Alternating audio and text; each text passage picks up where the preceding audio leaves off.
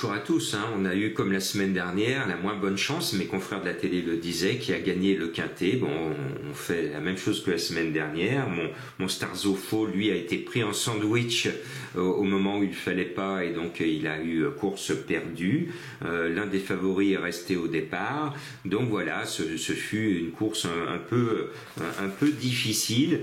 Et je voudrais dire quand même à nos organisateurs que, par exemple, demain, ce mercredi, il y a une course listed avec de nombreux partants et partantes, course principale, et que cette magnifique course à condition, avec de très bons chevaux, aurait fait un merveilleux quintet. Et qu'au lieu de nous servir un handicap qui dégoûte tous les parieurs parce que c'est introuvable, mesdames et messieurs les organisateurs des programmes et notamment des quintets, allez nous proposer des courses principales avec de meilleurs chevaux que des courses handicap, et vous verrez les turfistes qui boudent actuellement. Ça se voit sur les chiffres des enjeux qui baissent. Ben oui, c'est normal. Beaucoup de turfistes sont épuisés en ce moment par des arrivées complètement illogiques. Bon, ça devrait être logique quand même ce mercredi à Vincennes, et pourtant je suis illogique dans ma sélection. Bizarre. Tout le monde met le 13 9 Points Lass, et ben pas moi. Parce que vous savez, je suis un donneur d'alerte et je vais prendre un risque énorme. Je vais pas mettre le favori de la presse, certainement le favori du public, le 13, avec Alexandre Abrivard, tout simplement parce que c'est un cheval qui ne tourne pas à gauche et qui n'a jamais réussi à Vincennes. Il ne tourne pas à gauche, il n'a jamais réussi à Vincennes. Bon, moi je ne peux pas vous le proposer tant que je n'ai pas vu faire à Vincennes un parcours propre et tant que je ne l'ai pas vu tourner sans faire la moindre faute. Bon, je prends des risques, je prends le risque d'être le seul journaliste hippique en France à ne pas vous donner la bonne solution de ce quintet. Je n'aime même pas un autre cheval que je regrette, le 14 Sydney Celeber avec Eric Raffin n'est pas dans ma sélection. Alors tout cela je l'ai fait parce que j'essaye de vous trouver un quintet beaucoup plus spéculatif que des cacahuètes, parce que 13 et 14 vous allez tout droit vers les cacahuètes. Moi je vais vous emmener, les fêtes de Noël arrivent, il va falloir être généreux au pied du sapin, donc je vais essayer, pourquoi pas ce mercredi, de vous permettre de rajouter quelques paquets au pied du sapin.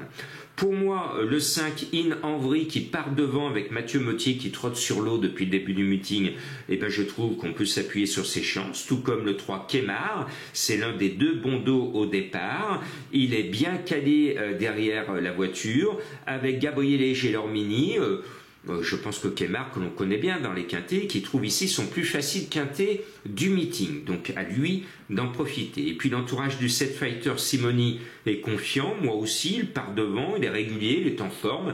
Alors lui, il n'a pas de problème pour tourner à gauche, donc il va y aller. J'aime bien ensuite le 9 GK Justus, qui est le cheval de Madame Colombo. Elle s'en veut parce que la dernière fois, elle a hésité entre deux chevaux, et elle a failli vous le donner. Et il est troisième la dernière fois à une énorme cote. Cette fois, elle vous le donne, il ne sera pas la même cote énorme. Il est proposé par mes confrères à 13 contre 1. Mais le 9 GK Justus, mené par un driver que j'aime bien, qui mène bien et qui monte bien, Perry Verba, il coche toutes les cases pour moi ce 9 et il part devant même s'il part tout à l'extérieur. Alors derrière, je mets quand même des chevaux qui partent en deuxième ligne.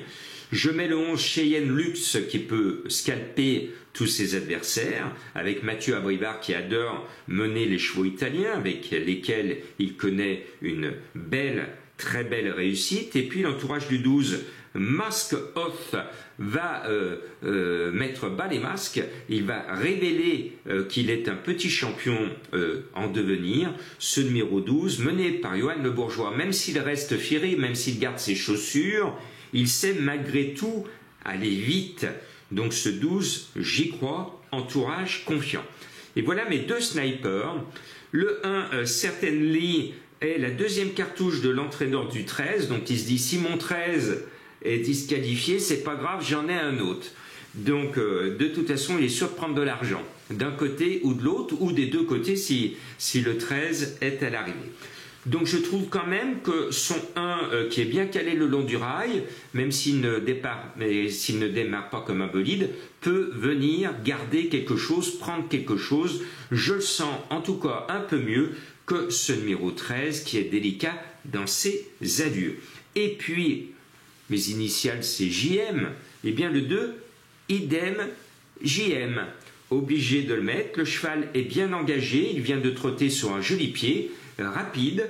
Ce 2, idem, JM, mené par celui que je surnomme avec beaucoup d'estime le PP, en raison de ses initiales, PP Ploquin, Paul Ploquin, et bien ce 2, s'il y a une surprise, elle viendra de mon numéro 2. Voilà, donc j'ai pris des risques, je les assume, vous n'êtes pas obligé de me suivre, rien ne vous interdit de jouer le 13, de le mettre en tête, parce qu'effectivement, il peut gagner, rien ne vous interdit de mettre le 14. Mais vous êtes venu pour avoir une sélection beaucoup plus spéculative, je viens de vous la livrer.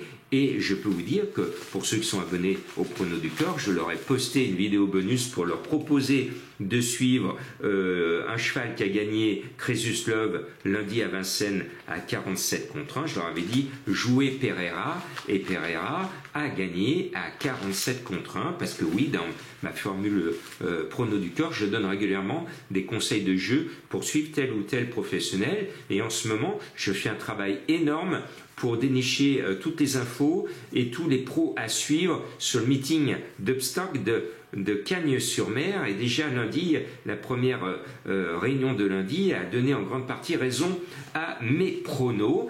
Je termine avec quelques chevaux mystères parce que vous les aimez. Le premier, c'est une expression latine.